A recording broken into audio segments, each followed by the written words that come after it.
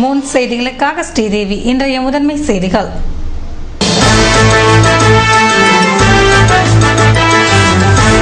புதுவையின் தற்காலிக துணைநிலை ஆளுநராக அந்தமான் ஆளுநர் அஜய்குமார் சிங் பதவியேற்பு. முதல்வர், அமைச்சர்கள், எம்எல்ஏக்கள் பங்கேற்பு.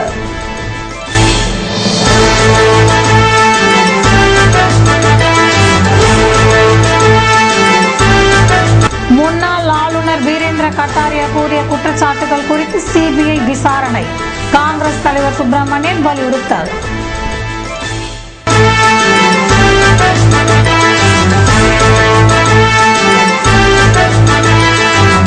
கொள்முதல் விலை உயர்வை தொடர்ந்து பாண்லே பால் விற்பனை புதுவையில் உயர்ந்தது. ஏழைகள், நடுத்தர மக்கள் பரிதவிப்பு.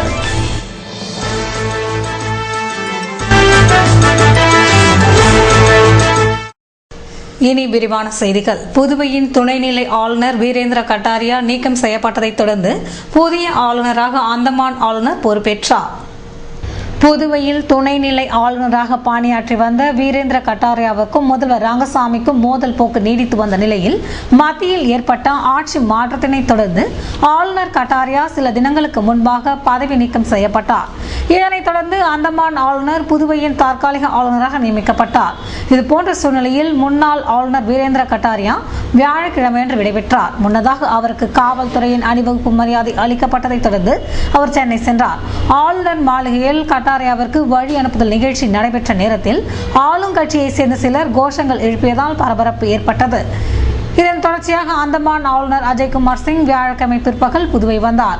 அவரை முதல்வர் ரங்கசாமி, அமைச்சர்கள், ஆளுங்கட்சி மற்றும் அதிமுக சட்டமன்ற உறுப்பினர்கள், தலைமை செயலர், அதிகாரிகள் வரவேற்றனர். இதன் பின்னர் ஆளுநர் மாளிகையில் மாலையில் நடைபெற்ற நிகழ்ச்சியில் தற்காலிக ஆளுநர் அஜய்குமார் சிங்குக்கு புதுவை மாவட்ட நீதிபதி பதவி பிரமாணம் மற்றும் ரகசிய காப்பு பிரமாணம் செய்து வைத்தார். இந்நிகழ்ச்சியில் முதல்வர் ரங்கசாமி, அமைச்சர்கள், சட்டமன்ற உறுப்பினர்கள், அரசியல் தலைவர்கள், அதிகாரிகள் கலந்து கொண்டனர். புதுவை முதல்வர் மற்றும் அதிகாரிகள் மீது முன்னாள் ஆளுநர் வீரேந்திர கட்டாரியா கூறிய குற்றச்சாட்டுகள் குறித்து சிபிஐ விசாரணை நடத்த வேண்டும் என காங்கிரஸ் தலைவர் சுப்பிரமணியன் வலியுறுத்தியுள்ளார். புதுவையில் செய்தியாளர்களை சந்தித்த அவர், முன்னாள் ஆளுநர் வீரேந்திர கட்டாரியாவின் நடவடிக்கையால் மாநிலத்தில் ரவுடிகள் அட்டகாசம் ஒடுக்கப்பட்டு மக்கள் நிம்மதியாக வாழ்ந்து வந்தனர் என்றும், இதுபோன்ற சூழ்நிலையில் ஆளுநர் மாற்றம் செய்யப்பட்டுள்ளதால் மீண்டும் ரவுடிகள் அட்டகாசம் தொடரும் என்ற அச்சம் ஏற்பட்டுள்ளது என்றார். புதுவை என்ஆர் காங்கிரஸ் ஆட்சியின் நடவடிக்கைகள், முதல்வரின் செயல்பாடுகள் மற்றும் அதிகாரிகளின் ஒத்துழைப்பு இன்மை குறித்து முன்னாள் ஆளுநர் வீரேந்திர கட்டாரியா கூறிய குற்றச்சாட்டுகள் குறித்தும் சிபிஐ விசாரணை நடத்த வேண்டும் என வலியுறுத்தினார். கொள்முதல் விலை உயர்த்தப்பட்டதைத் தொடர்ந்து பாண்லே பால் விலையும் நேற்று முதல் உயர்ந்தது. புதுவை அரசு கூட்டுறவு நிறுவனமான பாண்லே சார்பில் உற்பத்தியாளரிடம் இருந்து பால் கொள்முதல் செய்யப்பட்டு விற்கப்பட்டு வருகிறது. 500 மில்லி லிட்டர் பச்சை நிற பாக்கெட் 14 ரூபாய்க்கும், நீல நிற பாக்கெட் 13 ரூபாய்க்கும், 200 மில்லி லிட்டர் 500 ரூபாய்க்கும் விற்பனை செய்யப்பட்டது. பால் தட்டுப்பாடு காரணமாக கடந்த 6 மாதத்திற்கு முன் பச்சை நிற பாக்கெட் பால் விற்பனை நிறுத்தப்பட்டது.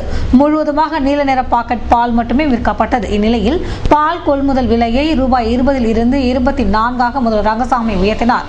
உயர்த்தப்பட்ட விலையை உற்பத்தியாளர்கள் நேற்று முதல் பெறலாம் எனவும் அறிவிக்கப்பட்டது. கொள்முதல் விலையை உயர்த்தியது போல் விற்பனை விலையும் நேற்று முதல் உயர்த்தி சில மாற்றங்களும் செய்யப்பட்டுள்ளது. பச்சை நிற பாக்கெட் பால் நேற்று மீண்டும் விற்பனைக்கு வந்துள்ளது. காலை நேரத்தில் மட்டும் இந்த பால் விநியோகம் செய்யப்படுகிறது. மேலும் 14க்கு விற்கப்பட்ட 500 மில்லி லிட்டர் பச்சை நிற பாக்கெட் பால் ரூபாய் 1 விலை உயர்த்தி 15 ரூபாய்க்கு விற்கப்படுகிறது. அதாவது லிட்டருக்கு ரூபாய் 2 உயர்த்தப்பட்டுள்ளது. மேலும் 200 மில்லி லிட்டர் நீல நிற பாக்கெட் பாலிற்கு பதிலாக பச்சை நிற பாக்கெட்டுகளில் பால் விற்கப்படுகிறது. இது ரூபாய் 6க்கு விற்பனை செய்யப்படுகிறது. 500 மில்லி லிட்டர் நீல நிற பாக்கெட் பால் அதே விலையான ரூபாய் 13க்கு மாலையில் மட்டும் விற்கப்படுகிறது. புதுவை சமுதாய கல்லூரியில் முன்கூட்டியே கட்டணம் செலுத்துவதற்கு எதிர்ப்பு தெரிவித்து மாணவ மாணவிகள் வகுப்புகளை புறக்கணித்து போராட்டம் நடத்தினர். புதுவை லாஸ்பேட்டையில் அமைந்துள்ள சமுதாய கல்லூரி டிசம்பர் மாதம் கல்வி கட்டணம் வசூலிக்கப்பட்டு வந்தது. ஆனால் ஜூலை மாதத்திலேயே டிசம்பரில் கட்ட வேண்டிய தொகையை கட்ட வேண்டும் என நிர்வாகம் வலியுறுத்தியுள்ளது. இதனால் அதிர்ச்சியடைந்த மாணவ மாணவிகள் வியாழக்கிழமையன்று தங்கள் வகுப்பினை புறக்கணித்து ஆர்ப்பாட்டத்தில் ஈடுபட்டனர். இதுகுறித்து மாணவ மாணவியர் கூறுகையில், வழக்கமாக டிசம்பர் மாதம் கட்டணம் வசூலிக்கப்பட்டு வந்த நிலையில் இந்த ஆண்டு முன்கூட்டியே கட்டணத்தை செலுத்துமாறு வலியுறுத்துவது சரியல்ல என குற்றம் சாட்டினர். வழக்கம் போல் டிசம்பர் மாதத்திலேயே கட்டணத்தை பெற நிர்வாகத்திற்கு அரசு உத்தரவிட வேண்டும் என கூறினர். புதுவை திமுக இளைஞரணி சார்பில் பொதுத் தேர்வில் அதிக மதிப்பெண் பெற்ற உருளையன்பேட்டை தொகுதி மாணவர்களுக்கு வருகிற 19ஆம் தேதி பரிசுகள் வழங்க இருப்பதாக முன்னாள் சட்டமன்ற உறுப்பினர் சிவா தெரிவித்துள்ளார். உருளையன்பேட்டை தொகுதியில் 2013-14ஆம் ஆண்டு பொதுத் தேர்வில் 10 மற்றும் 12ஆம் வகுப்பில் தேர்ச்சி பெற்ற அனைத்து மாணவர்களுக்கும் பரிசளிப்பு விழா வருகிற 19ஆம் தேதி மாலை 5 மணி அளவில் புதுவை கம்பன் கலையரங்கில் நடைபெறுகிறது. இந்த பரிசளிப்பு விழாவில் உருளையன்பேட்டை தொகுதியை சேர்ந்த முதல் 3 இடங்களை பெற்ற 10 மற்றும் 12ஆம் வகுப்பு மாணவர்களுக்கு சிறப்பு பரிசும், தேர்ச்சி பெற்ற அனைவருக்கும் பரிசும் வழங்கப்படுகிறது. மாணவர்களின் நலனில் அக்கறை கொண்டது தனது சொந்த செலவில் வழங்கப்படுகின்ற பரிசுகள் அனைத்தையும் கழகத்தின் கொள்கை பரப்பு செயலாளர் சிவா மாணவ மாணவிகளை வாழ்த்தி ஊக்குவித்து பரிசுகளை வழங்குகிறார். மேலும் உருளையன்பேட்டை தொகுதியில் தேர்ச்சி பெற்ற அனைத்து மாணவ மாணவியருக்கும் பரிசு பொருட்களுடன் ரொக்க பணமும் பரிசாக வழங்கப்படுகிறது. இத்தகவலை முன்னாள் சட்டமன்ற உறுப்பினர் சிவா தெரிவித்துள்ளார். இந்த பரிசளிப்பு விழாவில் உருளையன்பேட்டை தொகுதியைச் சேர்ந்த முதல் 3 இடங்களை பிடித்த 10ஆம் வகுப்பு மற்றும் 12ஆம் வகுப்பு மாணவர்களுக்கு சிறப்பு பரிசும், தேர்ச்சி பெற்ற அனைவருக்கும் பரிசு வழங்குகிறோம். மாணவர்கள் அக்கறை கொண்டு என சொந்த சேவை வழங்கப்படுகின்ற பரிசுகள் அனைத்தையும் கழகத்தின் கொள்கை பரப்பு செயலாளரும் நாடாளுமன்றத்தில் ஆற்றல் மிக்க உரையால் அனைவரும் கவர்ந்த கலைஞர் அவர்களுடைய அன்பு தம்பி திருச்சியன் சிவா அவர்கள் இந்த மாணவர்களை வாழ்த்தி பரிசுகளை வழங்குகிறார்கள். அதன்படி 10ஆம் வகுப்பு உருளையன்பேட்டை தொகுதியில் முதல் 3 இடங்கள் பெற்ற மாணவர்கள் முறையே கம்ப்யூட்டர், 1/2 கிராம் தங்க நாணயம், 4 கிராம் தங்க நாணயம் வழங்கப்படுகிறது. அதேபோல் 12ஆம் வகுப்பில் தேர்ச்சி பெற்ற முதல் 3 மாணவர்களுக்கு முறையே ஒரு இருசக்கர வாகனம், பைக்கு, லேப்டாப்பு, கம்ப்யூட்டரு முதல் பரிசு, 2ஆம் பரிசு, 3ஆம் பரிசு வழங்கப்படுகிறது.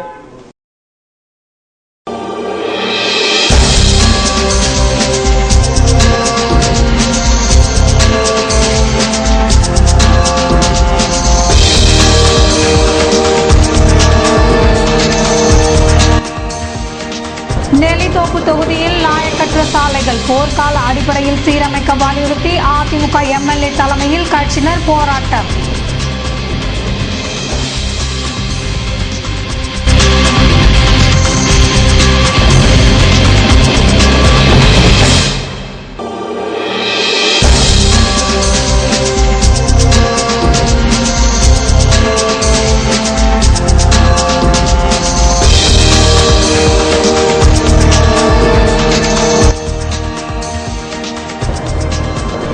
நீக்கம் செய்யப்பட்டதற்கான காரணத்தை தகவல் அறியும் உரிமை சட்டத்தின்படி பெறுவேன். முன்னாள் ஆளுநர் கட்டாரியா பரபரப்பு குற்றச்சாட்டு. விளம்பர இடைவேளைக்கு பிறகு.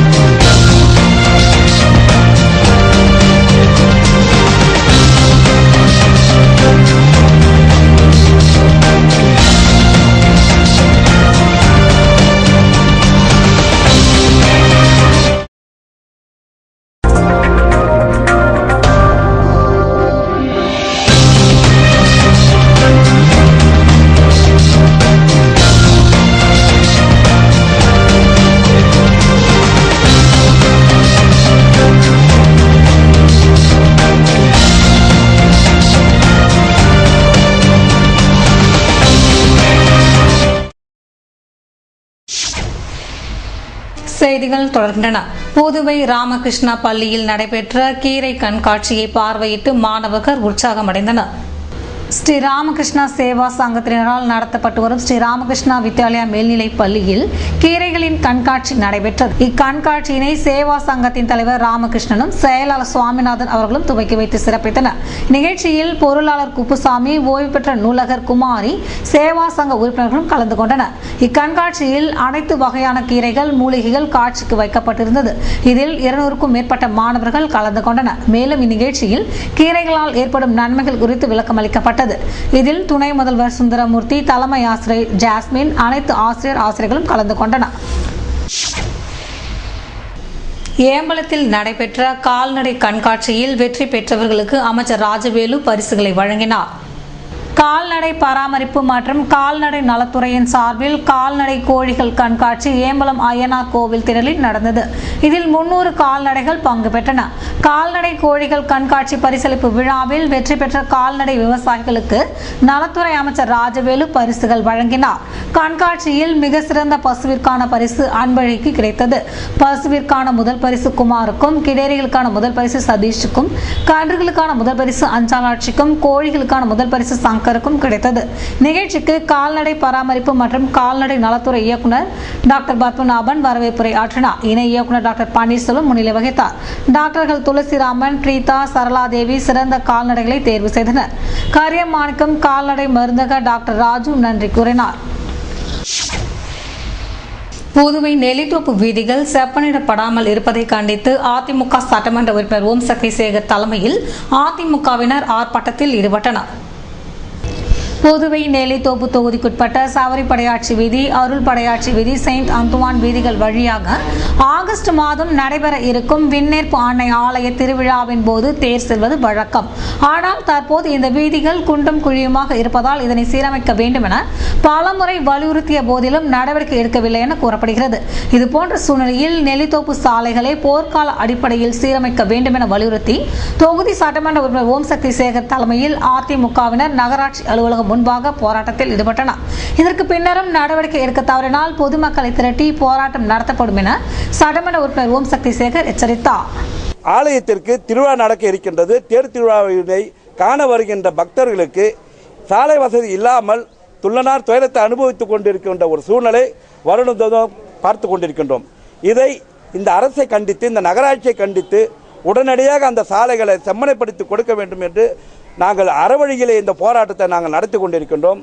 இதற்கு மேலேயும் இவர்கள் இந்த சாலைகளை செம்மனைப்படுத்தவில்லை என்றால் எங்களது தமிழக முதல்வர் புரட்சித் தலைவர் அம்மா அவர்களுடைய அனுமதி பெற்று புதுச்சேரி மக்களை ஒன்று திரட்டி இந்த அலுவலகத்தின் இயக்குநரை முற்றுகையிட்டு எங்களுடைய கோரிக்கையை நிறைவேற்றும் வரை நாங்கள் போராட்டம் தொடர்வோம் என்பதை கூறிக்கொள்கின்றோம்.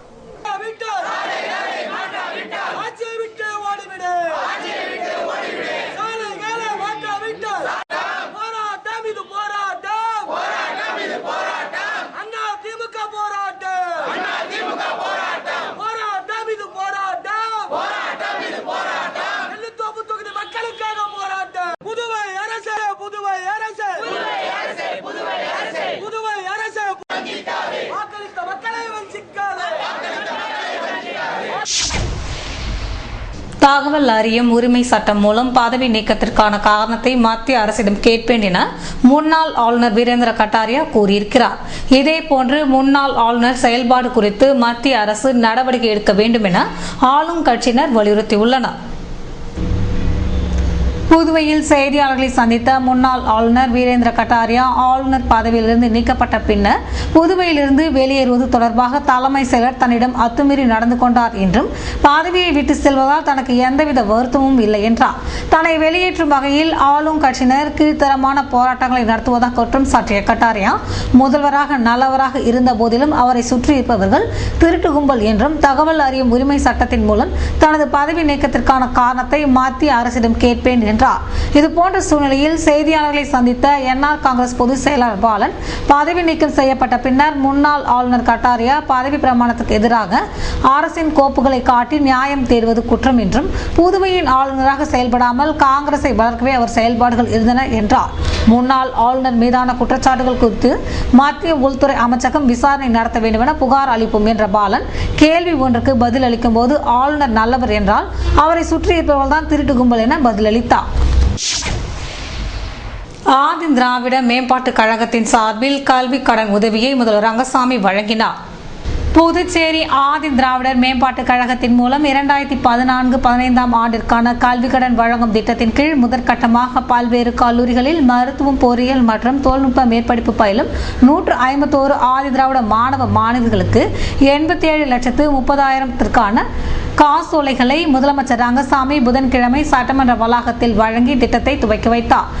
மையம் நல அமைச்சர் ராஜவேலு மற்றும் பல்வேறு சட்டமன்ற உறுப்பினர்களும் இக்கழக தலைவர் பிரசாந்த் குமார் மற்றும் கழக மேலாண் இயக்குநர் இளங்கோவன் ஆகியோர் உடனிருந்தனர். கால்நடை நலத்துறையின் மூலம் கால்நடை பயனாளிகளுக்கு மாட்டு கொட்டகை அமைக்கும் திட்டத்தின் மூலம் மண்ணாடிப்பட்டு தொகுதியை சேர்ந்த 13 பயனாளிகளுக்கு ரூபாய் 3000 வீதம் மொத்தம் 39,000 மானிய தொகையை துணை சபாநாயகர் செல்வம் வழங்கினார். இந்த நிகழ்ச்சியில் கால்நடை மருத்துவர் செல்வராஜ் மற்றும் என்ஆர் காங்கிரஸ் பிரமுகர்கள் உடன் இருந்தனர்.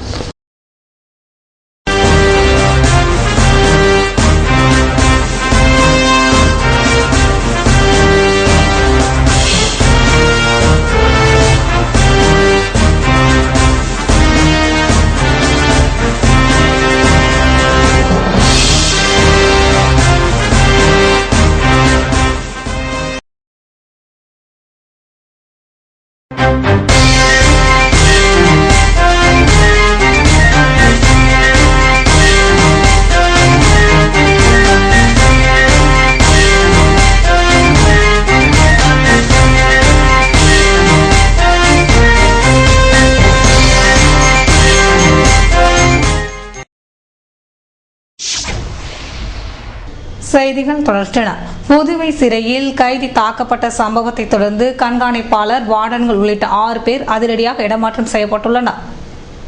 புதுவை கன்னியாகோவில் அடுத்த மூர்த்திக்குப்பம் ஸ்ரீராம் நகரை சேர்ந்த கூலி தொழிலாளி மனோகர் மகன் கார்த்திபன் அரசு கலைக்கல்லூரி மாணவர். கிருமாம்பாக்கத்தில் உள்ள தனியார் ஓட்டல் மேலாளரை கடத்தி பணம் பறித்து தொடர்பாக கார்த்திபன் சக மாணவர்கள் முகிலன், செல்வதுரை ஆகிய 3 பேரை கிருமாம்பாக்கம் போலீசார் கடந்த 26ஆம் தேதி கைது செய்து காலாப்பட்டு மத்திய சிறையில் அடைத்தனர்.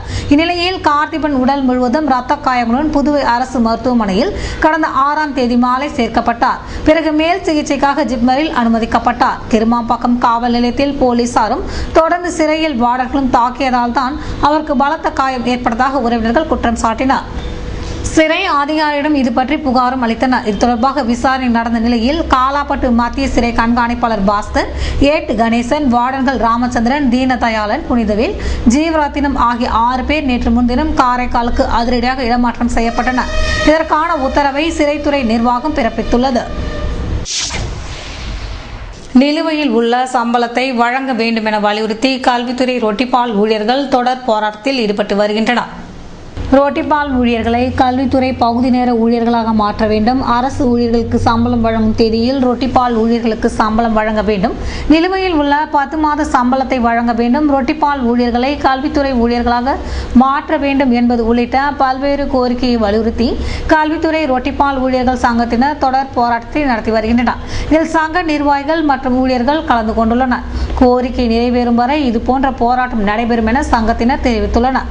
இவர்களுக்கு ஆதரவாக அரசு ஊழியர்களும் வியாழக்கிழமை போராட்டத்தில் ஈடுபட்டனர்.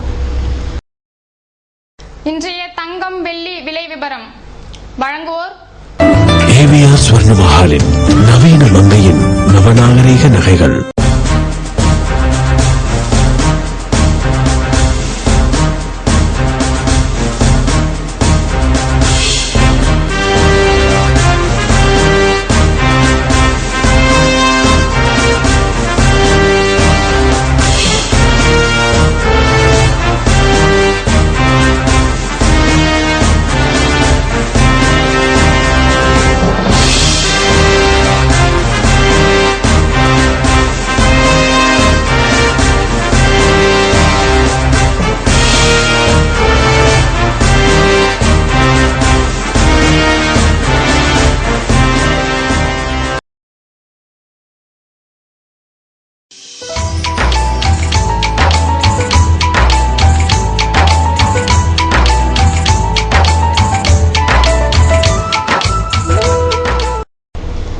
புதுவையில் இன்றைய வெப்பநிலை அதிகபட்சமாக 30 டிகிரி செல்சியஸ் ஆக பதிவானது. நாளைய வானிலை 31 டிகிரி செல்சியஸ் ஆக காணப்படுவதுடன் வானம் மேகமூட்டத்துடன் தென்படும் என வானிலை மையம் தெரிவித்துள்ளது. புதுவை கடற்கரையில் இருந்து சுமார் 50 கிலோமீட்டர் தூரம் வரை இன்று 3 அடியாக காணப்பட்ட கடலலை உயரம் நாளை 2 அடியாக காணப்படும் என்றும், தென்மேற்கு திசையிலிருந்து 21 கிலோமீட்டர் வேகத்தில் காற்று வீசும் என்று சென்னை வானிலை மையம் தெரிவித்துள்ளது.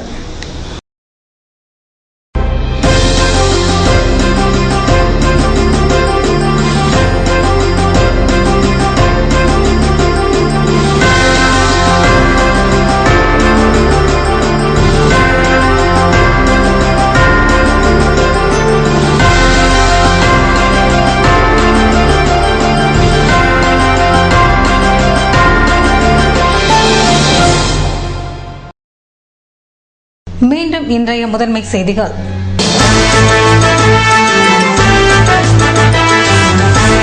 புதுவையின் தற்காலிக துணைநிலை ஆளுநராக அந்தமான் ஆளுநர் அஜய்குமார் சிங் பதவியேற்பு. முதல்வர், அமைச்சர்கள், எம்எல்ஏக்கள் பங்கேற்பு.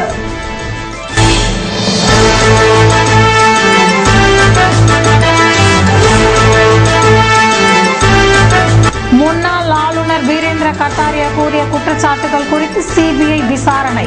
காங்கிரஸ் தலைவர் சுப்பிரமணியன் வலியுறுத்தல்.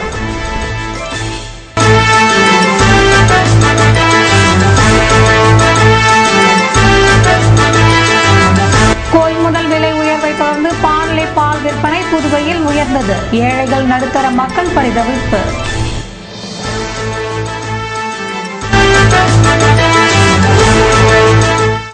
இத்துடன் செய்திகள் நிறைவடைந்தன. வணக்கம்.